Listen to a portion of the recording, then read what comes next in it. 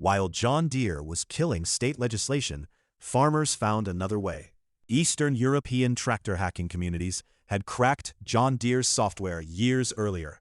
The tools circulated on underground forums. Ukrainian and Polish farmers had been using modified firmware to bypass dealer authorization requirements. Because authorized dealers were scarce, and harvest seasons waited for nobody, American farmers started using the same tools. This is the policy versus people pattern at its most literal.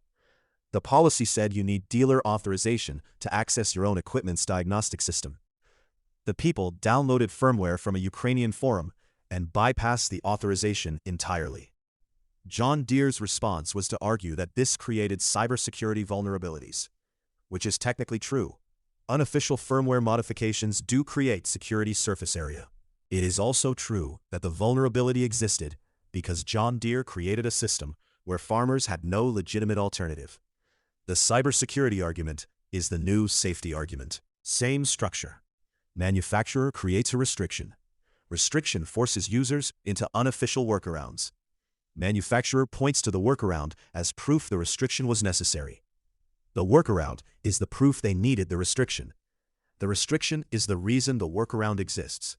The circle is deliberate. Policy locked the software. People downloaded Ukrainian firmware and harvested their crops anyway. Farmers are using hacked Ukrainian firmware on $500,000 tractors because it's the only way to fix them.